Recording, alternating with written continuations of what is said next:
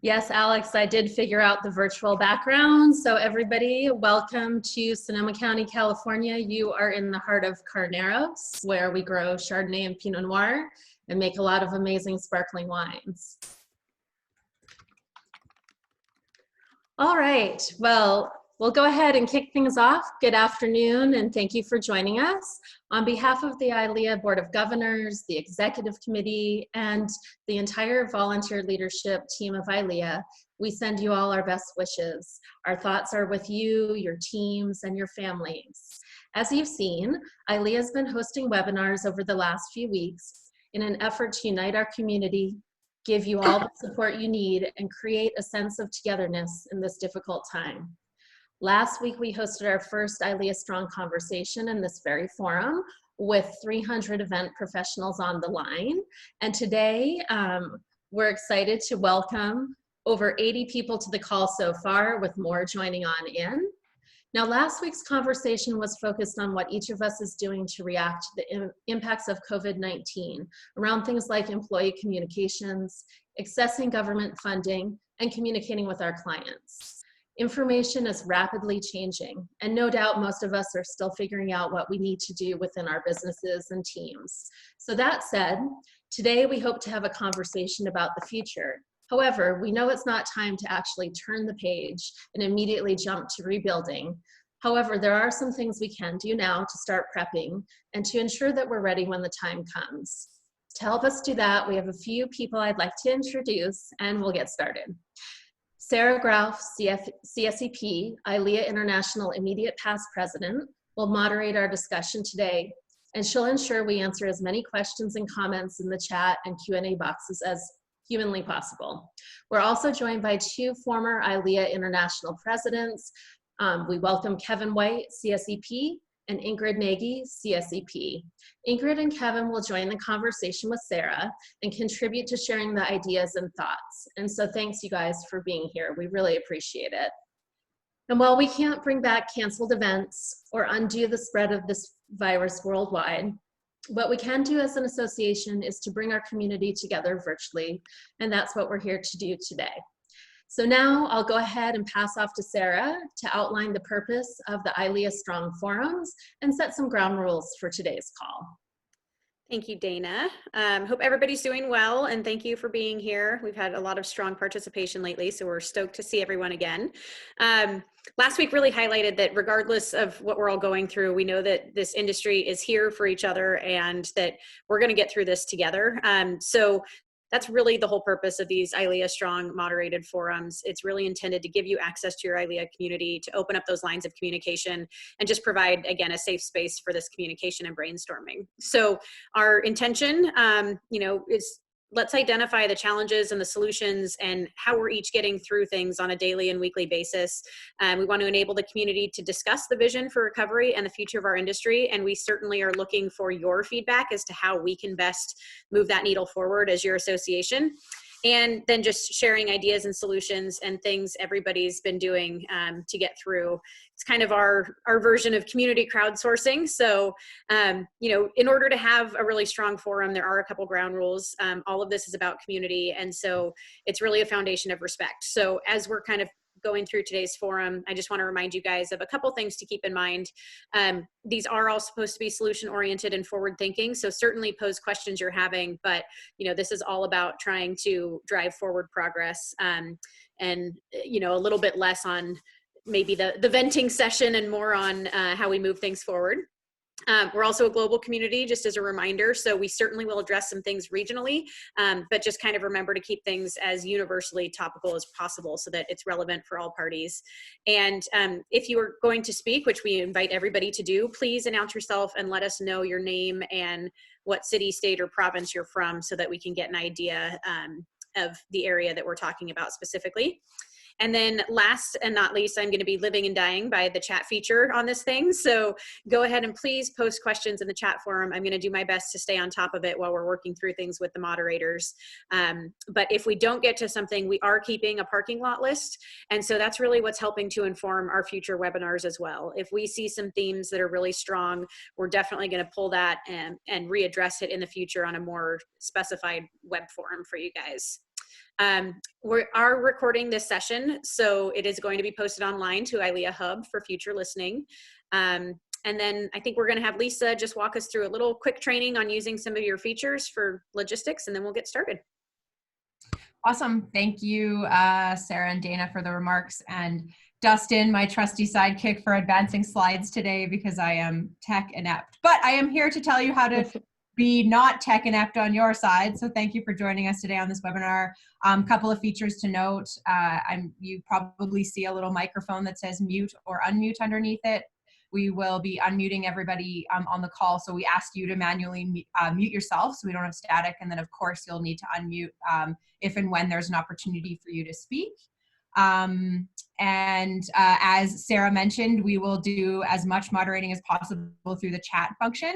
So if you see the little chat box at the bottom, please feel welcome to enter in any questions or comments you have, and Sarah and the team will go through and make sure that we hit at least everything and add some things to the parking lot that are in there that we may not be able to cover in the next hour. If you do have to leave the meeting, in the corner of your screen, you should see red words that say leave meeting. That'll take you out of the meeting, and please know that we are recording this session, as Sarah said. It'll be available on ILEAHub.com under the COVID-19 page tomorrow morning, and also on my communities for all of our members on the call. So I think we've got over 100 people on the call, which is awesome. And I think without any other things on my list here, I'll hand it back to Sarah to get us started. Thank you, Lisa. So today's topics, as Dana mentioned, we aren't necessarily at a rebuilding phase yet. And I don't think any of us has a crystal ball to look into and know how the events over the next few weeks and months are going to unfold.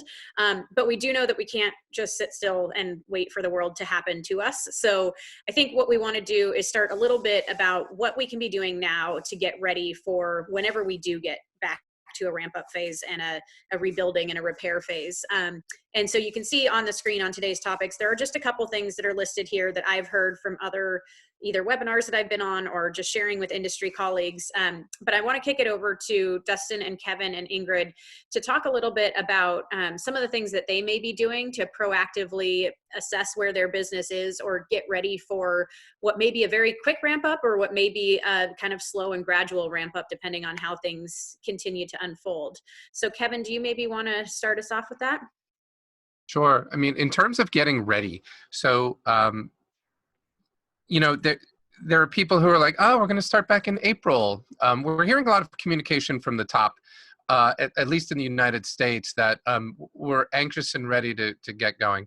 Please understand that none of the experts are saying that effort is going to crash and burn if it is attempted. So for me, one of the top strategies we use is to face brutal facts, but then have faith in the fact that we will get past it, right? That's the twofold sort of mentality we're having. This thing will, chances are, push well into Q3. And if it does, just know that then you're going to have companies who are planning their 2021 in September and October, knowing that they've lost, some marketing and there's going to be a mega downturn. So they're going to contract a little bit. Doing that allows us to plan, we think, more smartly, more wisely, I should say, because we're not giving false hope to the fact that June will come and save us all. October might not even do that. So I think that notion of brutal realism is what could be your number one savior when you start planning these things. If it comes back in October, if it comes back in June, God bless if you've brutally thought through things.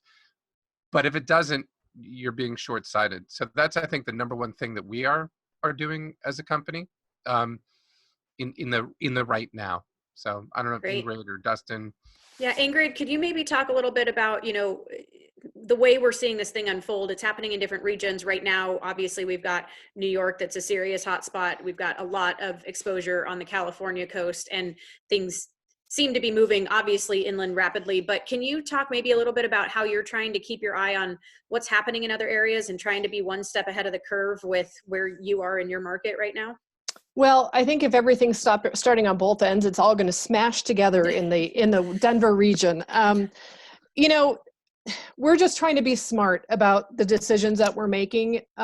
We, of course, have a bunch of hourly staff that are now without hours, and that hurts me deeply. We have quite a few salaried people that we've had to put onto part-time, but it was really, we're trying to be wise about who we have and who we're keeping. And right now we have not laid anybody off, which is a fantastic thing. It's kind of sad, you know, I think about the amount of years it's taken us to build up 6 months of reserves, and now we're looking at possible 6 months is all it's going to take for that to go away. So we're trying to be agile in our market. We did a freeze your freezer program so we can try and get our staff to do anything. It's not a money-making thing, but it's also to let our people in our community know that we're still open and that we're still doing business.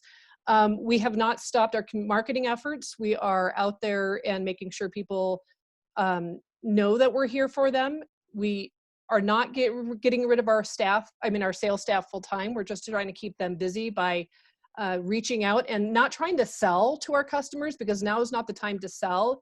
It's more about checking in with them and letting them know that we're here for them and what can we do, how can we help you, et cetera, et cetera. We're also reforecasting our budget to make sure that we know what's going to happen once we get through the next couple months. It's changed. As everybody has, we've all lost a ton of cash flow in these months. So we now have to put that behind us and start thinking forward about what we're going to do differently in the future, because it's not, I agree with Kevin, it's not going to come back like the faucet or the fire hose is turning back on. I think it's going to be more gradual. And as we are in this industry where things are not just immediate, people are planning for the future. I think we have to be prepared that it's going to be more of a gradual rebuild. I think that now is a time for us to be completing back burner projects that we can't ever seem to get to. So we're working on that. And I think that one of the things that I've really tried to focus on is being authentic, not only with our staff, but with our peers in the industry. It's now, things aren't rainbows and unicorns. I'm not going to try and tell everybody that the things are great in my world, because they're not. It's a scary place to be, but I know that because we've gone through something similar, we'll get through this. It's just, we just have to be smart. We have to make decisions with our head and not our heart, unfortunately. Can you quickly elaborate on what a freeze your freezer event is, if you don't mind? Oh yeah, not a problem. It's really just, we call it fill our freezer. We're just sending food to people that Feed For. It's really, we're not in the delivery business. We don't do drop off business. We got out of that in 2010. So this is just something that we've done to try and say, all right, we're not going to make money on it, but gives our staff something to do. Great. Because the hard part is we're all bumping into each other right now. Even our salespeople and all of our people that are working remotely, they're having to fill in reports. They're having to work together, and we're bumping into each other. We're trying to find things to do. So it's just an effort to try and keep us busy. Okay. And Dustin, maybe can you talk a little bit about not just, it's obviously difficult when you want to be out there marketing your business, but there's no business going on right now. And also, what are you doing about keeping your staff accessible so that when you are ready to ramp up, are you doing furloughs? What does that look like in your particular scenario? Yeah, so here in Alberta, Canada, we've put everybody on a temporary layoff program. So they are all still employed by us. We are paying for their benefits in full while they are on their temporary layoffs. I've been so grateful that many of our employees have continued to keep tabs on their work, even though they are technically not working. But yeah, no, we've definitely taken advantage of the temporary programs that exist. I have a ton of faith in the Canadian government, which you won't catch me saying very often, that they will continue to expand this program as the weeks and months go on. I think everybody that's in a entrepreneurial position here will agree that the staffing part of this has been the worst. Seeing revenue go away, like that stuff isn't personal. That's just business, and having the impact on people's lives and their families has definitely been the hardest. So there's been a ton of grassroots movements to have a voice to the government in all areas, to make sure that we're getting the support that we need for our employees. Kind of echoing what was said earlier, we've planned to be we're working on it. We're getting close, but we're planning to stay in a positive cash position until September, not till June, not till the end of May. I think that for us and in our market, this is going to take a lot longer than I think people are hoping for. We're also not looking for short-term deferrals on things. So any sort of bill deferral we've got, we don't want to end up, and I worry for some people that we're going to end up at the end of May and June with a whole bunch of bills coming at us and no business to take care of them. So be really mindful of where you're deferring those payments to, because the payments are going to come due eventually. This is a great time to look for longer term financing and refinancing. I don't speak for anybody but myself, and what I'm saying to myself is this is going to be a lot longer than a few weeks. This is going to be a lot longer than a couple months, and you really got to prepare yourself for the long haul so that we don't have a whole bunch of companies that are in big, big trouble when June comes and the business isn't there. Not the most positive note, but start preparing for it now. Yeah, yeah, it's real. And I think one of the things, that we saw coming out of the recession too, was this race to the bottom on pricing too, right? Everybody wanted to win the business back so badly that we got into this like hyper competitive over commoditization market. And it took us a long time to dig out of that hole. We're still doing it. Kevin, can you maybe talk a little bit about, what you see there and what conversations should we be having as an industry? I mean, everybody needs to make individual business decisions, but we also need to try to protect ourselves as a whole. Can you maybe elaborate on that a little bit? Well, so just understand that this is not an issue related to why aren't people spending money, right? So you had several things here. September 11th was all psychological, and within a few months, things were shifted back. We had a big loss of business, but things came back, and once we got beyond the holidays, people felt like they could produce again. The downturn in 2009 was all about there is no money. Now we need to start pulling money back out, right? Everything contracted and there was a freeze. This right now has nothing to do with people being afraid to spend money. This has everything to do with a pandemic. And so when people start saying, maybe I should cut my prices or reduce my prices, people are willing to spend full price right now. There's just a bar. There is a freeze.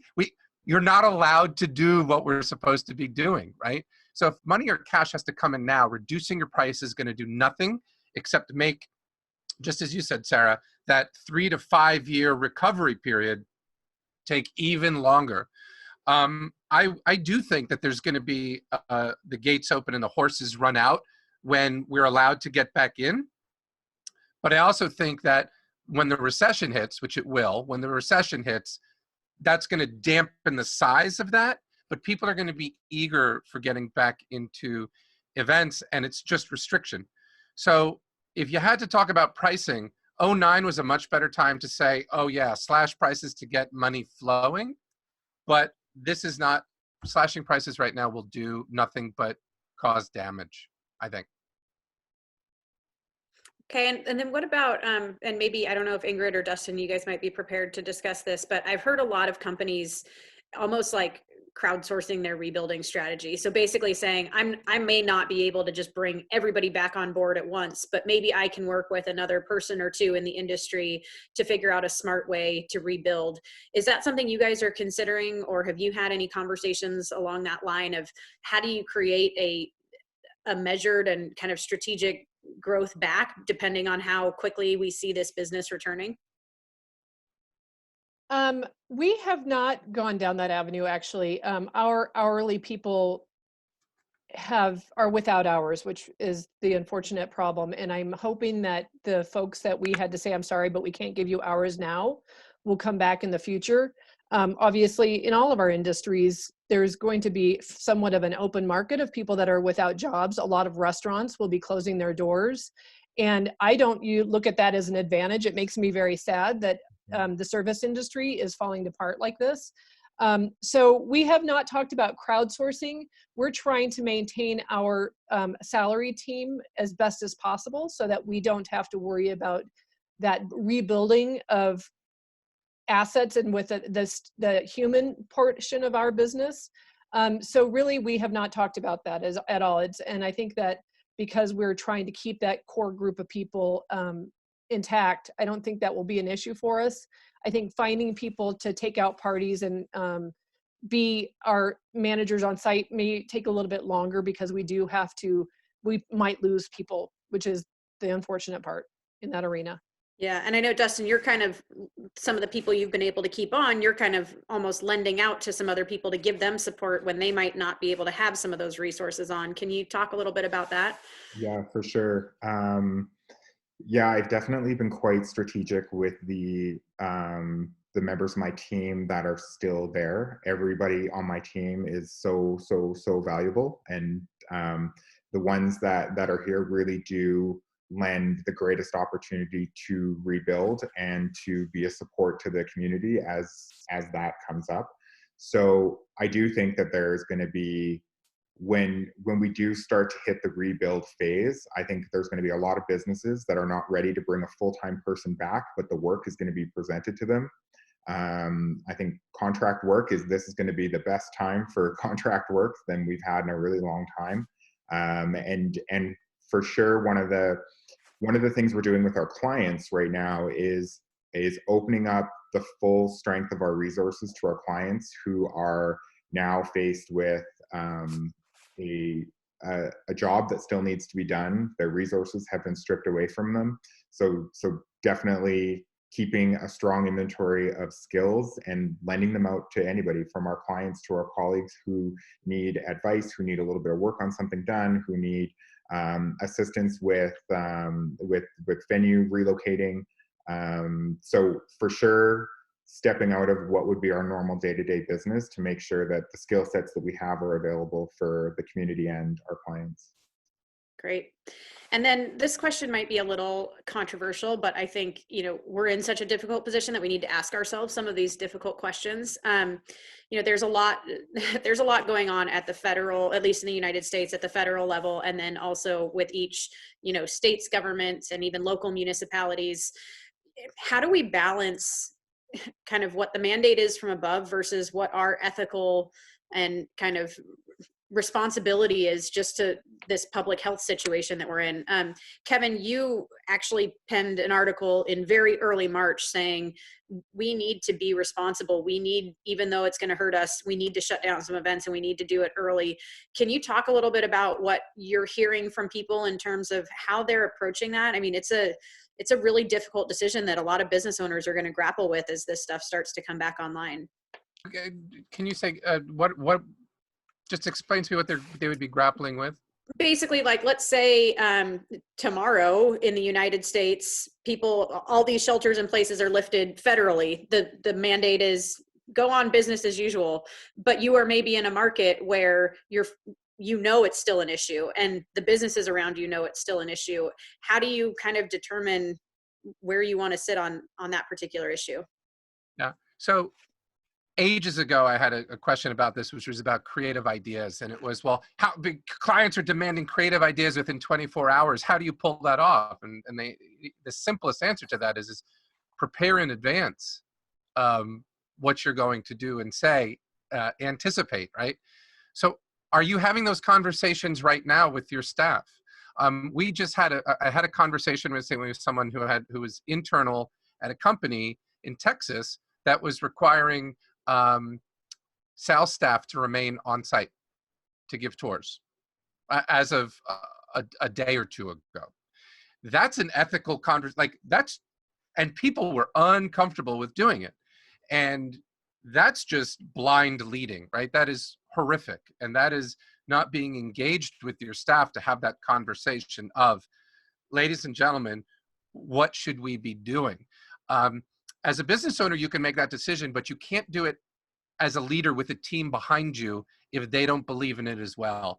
And so in my eyes, the conversations you need to be having are all of these predictive conversations. Ladies and gentlemen, what do you think we should do? What do you think we should do in the instance of, right? What do we do in the instance of this through October, right? What happens if this lasts a year and a half? What happens if tomorrow they say, you know what, no problem, everybody go out, right? Which is already happening. People in high positions in this country are already saying it's time to get back to work, which is horrifying to me from a human standpoint, but also from an economic standpoint, because the science is going to drive this. The science, we will explode it again and have to come back again and be in longer internment again, which is just dumb. My point is this: you should be having those team conversations now so that when the time comes, you are prepared for it. And everyone's going to have a different mindset on everyone's situation is going to be different. But that's what I would say is you need to feel the pulse of your team, because you cannot move forward without your team. It can't be done. And I don't know how you gauge a controversial reopening of public life and events. It's one thing to go back to your office or your store because people say, okay, but who's going to start producing events because somebody says it's okay? We really have to be on the other side of this. Yeah, and Dustin, you're pretty black and white on this. Can you talk a little bit about if you've had those conversations with your team and what your particular stance is? Well, my stance is pretty clear. We don't work until it's safe for our team to do so, which in my world, that it's pretty clear to understand. So until the environment out there is clear and I can confidently send out my team to go and work, then we're not going to do it. And that's going to be my tell as to when we go back to work. So so it doesn't matter what a government says. It's just you guys all need to be aligned in terms of things feeling good. 100%. And I will look to the scientists before I look to politicians, because I couldn't imagine a situation where we get to what is perceived as the end of this and we make the situation worse. These things generally come in two waves. I'm not a scientist. I'm not going to dig too much into that. But the minute the government says it's okay to go out, we're going to see a second spike, and I don't want to add to that at all, and at any cost. And Ingrid, you I kind of talked to you a little bit about this the other day. At least in San Francisco, we're having a lot of catering companies feeding the front line, the healthcare workers. I know in San Francisco, on the parking lots of the ballpark right now, we're building a testing site. There's a certain amount of, to help, you need to put yourself a little bit closer to the quote unquote danger zone. How do you talk to your team about that? And what's your messaging there? And how do you make those decisions? Well, I mean, first of all, we respect anybody's wishes that does not want to be present in the front lines, because there's a lot of people that have elderly people living with them, children, you name it, people that are compromised health-wise. So anybody that says, I cannot do that, we respect 100%. I'm on a self-quarantine because my staff asked, we just got back from Las Vegas from the CaterSource conference, and our staff asked us to stay away. So I've been at home for the last 2 weeks, which is driving me crazy. But and it's because the staff have asked us to stay away. We're good for them. Oh yeah, we're very good for them, for sure. So anybody that says, I don't feel comfortable doing this, we're valuing that. We're providing what is deemed an essential service by giving food to people. So we do have a little bit of an advantage that we're doing something, but is that a disadvantage? Are we putting people in harm's way? I don't have an answer for that. I'm also looking to the scientists instead of politicians to tell us what we can or cannot do. Great. What do you think, in terms of resources that you guys as business owners, and it doesn't need to be business owners, just anybody in our field, what resources do you need right now to feel like you'll be prepared for this recovery phase? Is it technology and tools? Is it webinars? Is it, conversations like this? What is really going to make you feel equipped to jump back into things? Jumping back into the easy part. Quite honestly, you have these relationships already. You have everybody who's feeling this, this dire need to get back to normal. So every client who has canceled something is on the other side of us going, we want to do this. We want to be, right? And so now you're just talking about staffing and bandwidth, which I would love to see this community be ready to go by helping each other out in a way we've never seen before, where we're now hiring other companies potentially as we grow. You can't immediately hire everyone. So I get a green light. I want it to happen, but every car can't suddenly start at the same time and go. The first one, the second one, the third one, they all have to start after the other. But to me, the ramp up should be relatively easy. It's the surviving until then that for me I think is going to be the biggest thing. But being prepared for me when it does happen means I've got the pulse of every one of those clients on a regular basis. So I know what they are thinking and when they are thinking and how they are thinking. And that just means being human and being smart about how I'm communicating with clients between now and then, to be a human that they appreciate and like, and then to be a business associate that they want to do work with. I think is going to be the biggest key. I think you raise a great point about being in touch with your clients. And so if some of the people that are on this webinar, go to your chat box and let me know what you're hearing from your clients. You know, what is the temperature? And then I can kind of get a little bit of a gauge for that as we're kind of continuing to work through some of this with the panelists. Heather mentioned that she sees many businesses adapting and reconfiguring to find ways to contribute forward and stay alive. And she's been enjoying hearing the ideas that everybody's coming up with. If anybody also wants to contribute in the chat box to some of those ideas, that would be great. I know we're hearing a lot about, fall events and, that August, September, October window kind of feeling like the safe zone for some people, other people saying, maybe, but we'll see. It scared me the other day. Somebody actually said, well, we just need to see which professional sports league plays. Is it going to be baseball, or are we going to miss that whole season and go straight to football? I'd be interested to hear maybe from Ingrid and Dustin and Kevin. I know, again, we don't have crystal balls, but when do you feel like there may be a little bit of commonality around returning to things? I think in the fall for us. I think that we're not banking on any business from now until September, and everything that's on the books we are assuming will be postponed or moved. I think that, not being a scientist and not having a crystal ball, I think looking at what's happening in parts of the world that are 2.5 months ahead of us, I think the likelihood of us getting back to some sort of business will be in the fall. I also suspect that there's going to be, even when the government tells us that we can meet, I think that responsible corporate organizations are still going to put a pause. I think that there's going to be some hesitation right out of the gates. I don't think corporations are going to be lining up to put their employees in a big room until they really feel like it's safe. My statement was, I'm not working until my employees are safe. I'm sure I'm not alone in that. And big corporations are going to be very, very careful about when they start meeting. I had my team call today.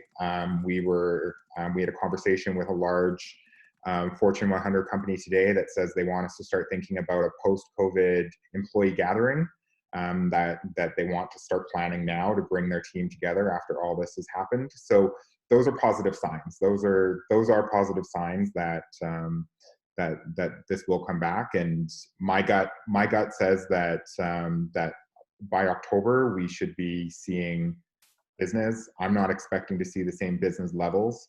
I fully suspect that there are businesses that are going to have to really, really tone back on their budgets because of the economic impact, which is the second virus that's happening right now. There's no easy way to get around the fact that companies are being devastated financially, and we're going to have to pay the price of that. And that one is going to live a lot longer than this virus. So definitely preparing for everything in the fourth quarter to be down, not gone, but definitely pared back and down. Nonprofits are going to really struggle with sponsorship in the next little while. So definitely looking at our nonprofit partners that we do fundraisers for and saying, all right, we need to start thinking about how we can value add. We need to start thinking about how we can come to the table and be a better partner for them when it comes to the sponsorship dollars that they're going to get or the sponsorship dollars they're going to have to fight for. Great.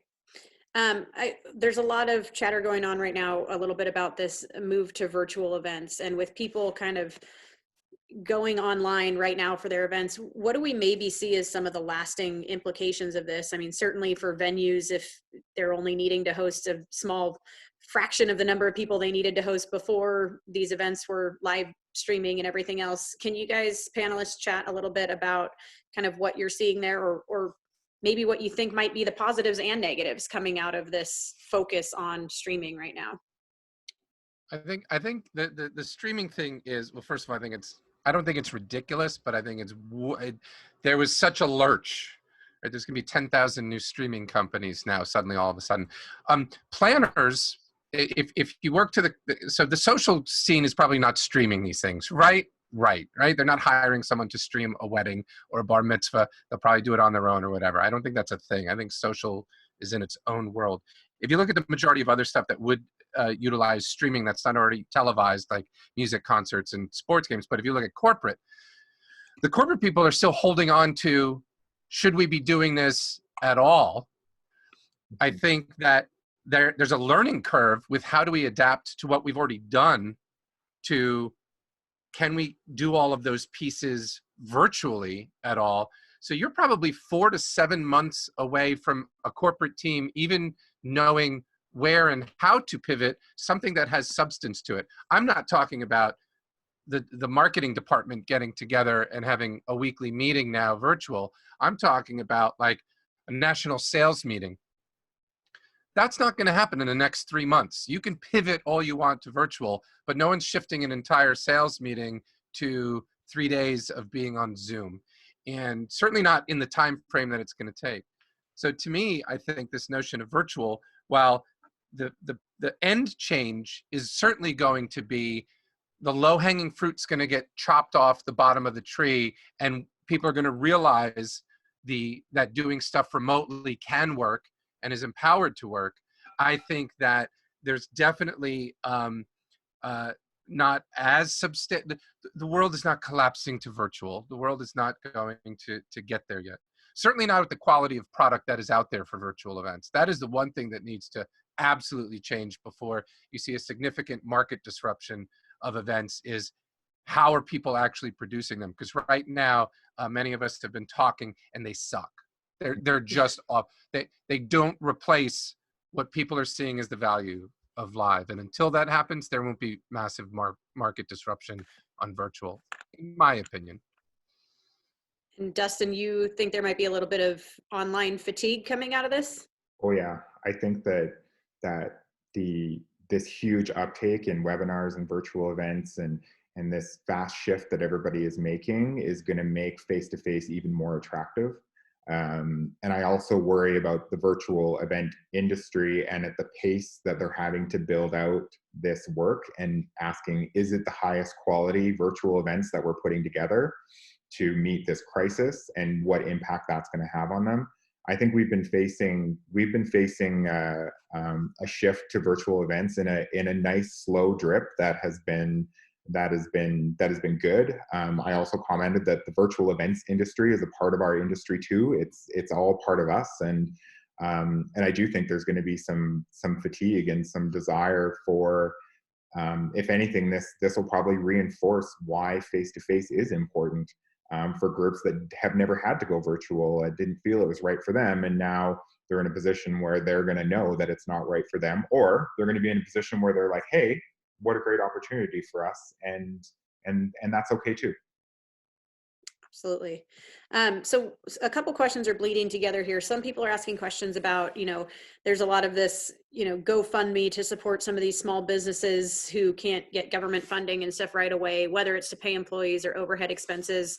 but also what that may lead to in terms of events and fundraising. Are people going to have, fatigue of, we're fighting the COVID fight right now, so then we're going to come back and either fundraising events are going to take a big hit, or to Kevin's point, maybe some budgets do take a hit, depending on how this recession kind of impacts us. Do you guys have any thoughts on how that all might play out, or what you're seeing happen in those spaces?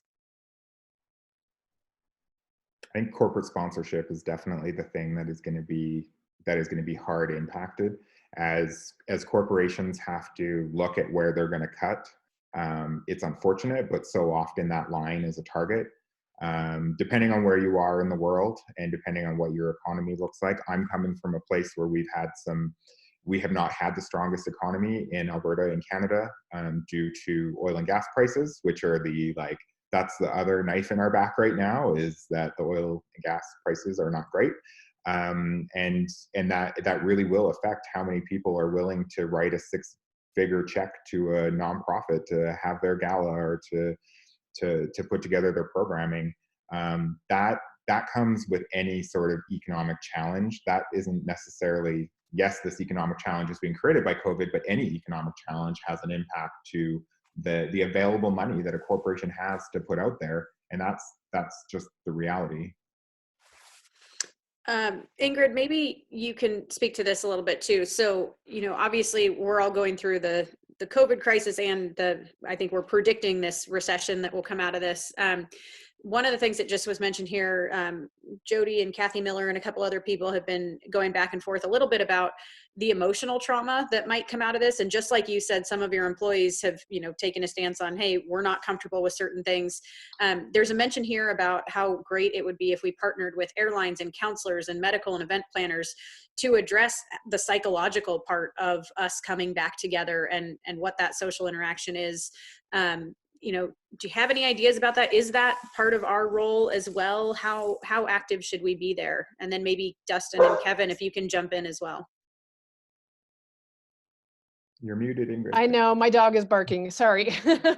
Trying to keep him off the microphone. Honestly, I don't know that I'm equipped to answer that question, because I think there is going to be emotional trauma. I think there is the trauma of being on a plane or seeing somebody with a mask that they're wearing. I think there's that element of, I don't want to get sick. I saw somebody riding their bike the other day with masks on their face. And it's just like, there is an emotional standard to this, but I don't know that I'm equipped to say whether it's going to have a long-term effect on people being in a plane together. I don't know that I can answer that. I wish I could. Mm-hmm. Dustin, Kevin, do you guys have any thoughts? I think this is going to be a long run for people. I think that there's going to be a lot of social anxiety that comes out of this. I think people being trapped in their homes, some trapped with their kids, if that's the the position that you're in. That was a joke, everybody, lighten up. That was good. No, it's true. It's true. Yeah, I think that this is going to be a real concern. And as the weeks go by, the focus on mental health and the focus on how we continue to engage and feel like we are still a part of the community outside of our front door and the communities we have at work is going to be a real challenge.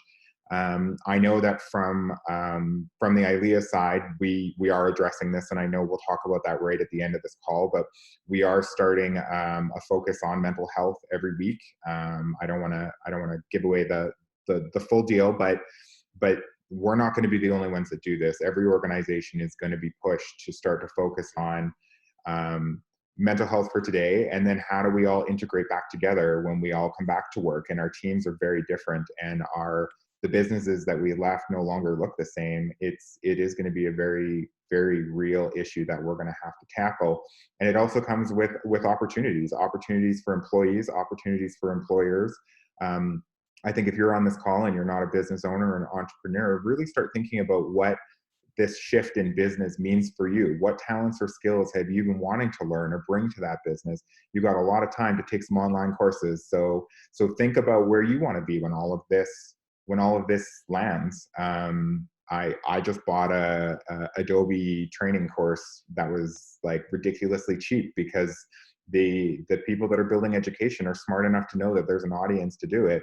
And I think there's great opportunities ahead. Kevin, do you have any thoughts on that one? Yeah, and I agree that, so this is the first time that we have sort of a three-front issue here. So obviously the biological came first, the economic is almost immediate, and then the silent killer is going to be the psychological one, right?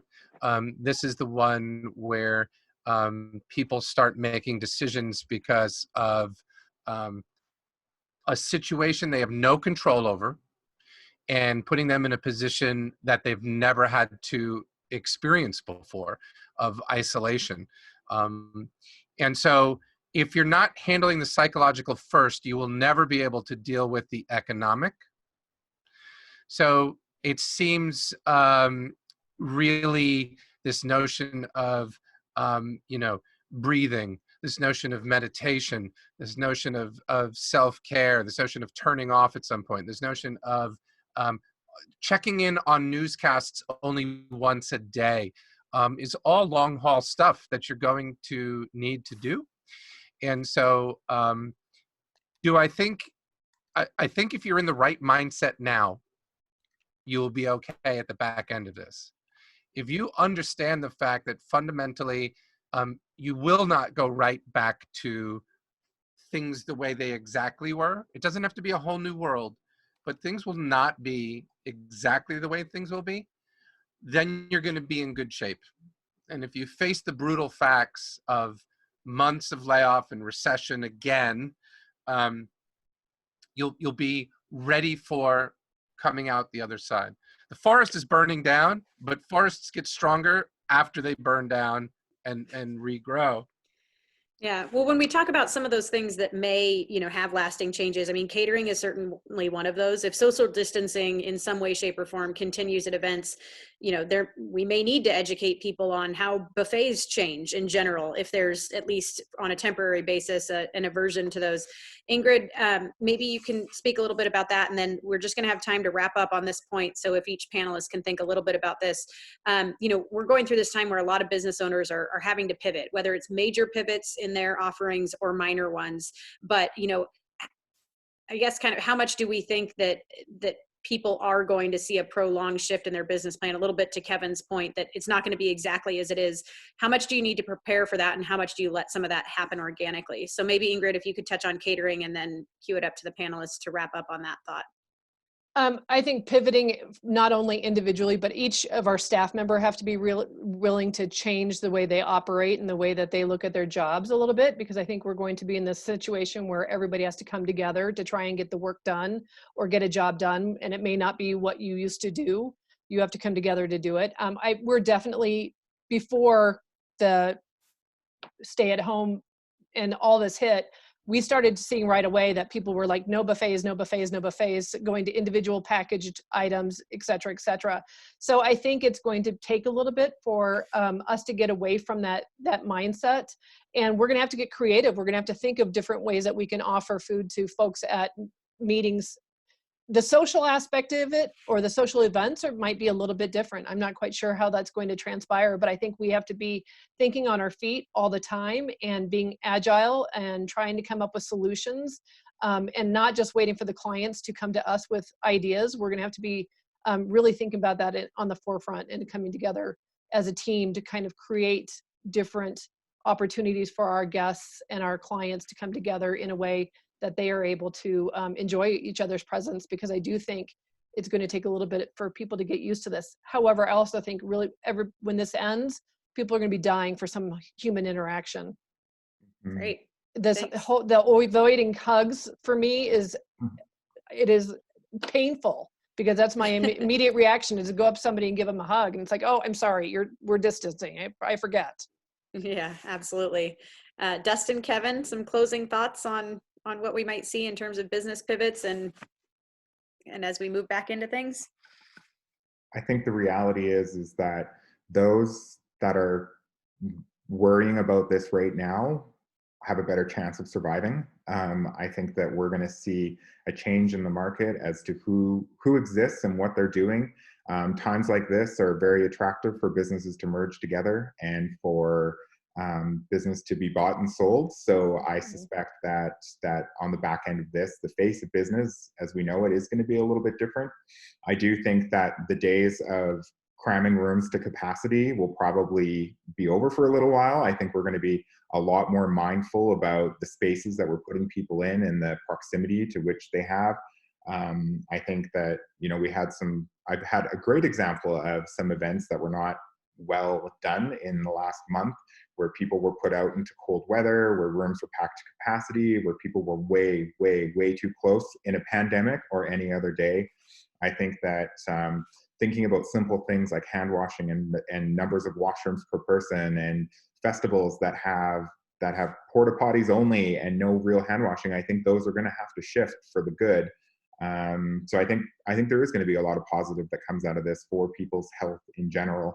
And this industry is going to move forward. This industry is going to do what it always does. It's going to get up, it's going to dust itself off, it's going to fix its wig, and it's going to go back to work. And the pros that are in this industry are really going to drive the change that needs to happen to ensure that we have a safe and healthy place for our guests. And I don't doubt that for a second. Thanks. Kevin? I'm going to take a slightly different tact here and maybe slightly disagree with some of this. I don't think much is going to change on the back end. We've heard this a million times. After September 11th, events will never be the same. That's a load of crap. They went right back to being the same almost immediately.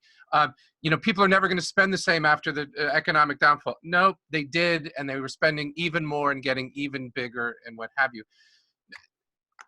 One of the things you have to think of yourself in this situation is what's causing this? This is a pandemic. So the business question you have to ask yourself is, as a risk, how often are uncontrolled, unknown, worldwide pandemics going to happen?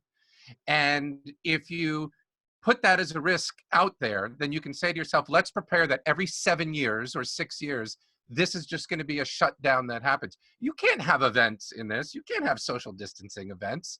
That's a load of crap. That's going to get a lot of people sick. It's either we're good or we're not good. That's at least my take on this. You're either free to go or you're not. We either have a vaccine for it and we're good at some point, or we're not. I think we're going to snap back into where we were. And I think that it's just the level of spending that's going to have to catch up. And so, I mean, where are the sanitation standards when the flu is around and in America, 80,000 people are dying, right? We're not shifting stuff on this. I can't see it happening. But I think, right, go ahead. To challenge that, because I don't want you to wrap up and me not be able to tell you that I'm wrong. I think I don't know that there's a case study for this. When is a time that our industry really went through this together globally? Yes, a reference to 9/11, but that still is a very much, you know, North American, where the impact lasted the longest. This is happening around the world, and this is not just one part of our industry or one neighborhood that's being affected. We're all being affected here. So I do think that this will have a greater impact than some of the things that have happened in the past. But I agree with you. We will revert back to a lot of the same things, because that's what we always do. But this time, I do believe that it has the opportunity to be different. And yeah, I just like arguing with you more. Well, and to Dustin's point, isn't that our job in this world, to lead the charge in that direction and out of the gate make these kind of changes and push that thought leadership forward? Well, I think we certainly have another webinar coming where Kevin and Dustin can spar it out over philosophies on how this thing's gonna unfold. You know, I just we need to wrap up, just to be cognizant of everyone's time. I want to thank all of you who have participated on the call, and I'm going to kick it over to Dana for some closing words and reminders about some upcoming resources that we have for everyone as well. Thank you to our panelists. Sure. Can you guys hear me? Yeah. Oh, great. Yeah, so big thank you, Sara, Dustin, Kevin, Ingrid, for leading this conversation. What an incredible forum today. So many great ideas and insights. So next week, please join us for the following webinars, fundraising in the virtual world. And, we have an incredible lineup of multiple panelists. This is a topic really close to my heart, and I saw a lot of people chiming in on it today and back on Friday. So that will be Tuesday, March 31st at 1 p.m. Central. And watch your inboxes on Friday for more information. There's no need to pre-register. It'll be, again, a click and join.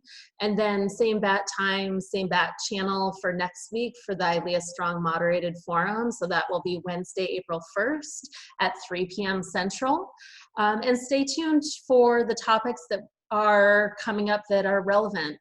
And then new next week, the very first of our new Clear Head, Strong Mind webinars, which is a series that will be focused on mental health and wellness. Dustin alluded to that earlier. So we'll start bringing that to you every Friday as a way to end your week on a healthy note. So again, stay tuned for more information in your inbox. And then just to finish things up, thanks again to all of our panelists, to all of you for joining and contributing. I love our ILEA community so much. You guys are so incredible. And if you missed part of this or have colleagues or friends who want to listen, this session will be posted by tomorrow morning to ILEAHub.com to the COVID resources page. So again, thanks for joining and have a great day, everyone. Thank you all. Bye. Bye, guys. And I'll bring you a new Sonoma County screenshot next time. Sounds great. All right. Give me a second here. I'm just going to stop recording.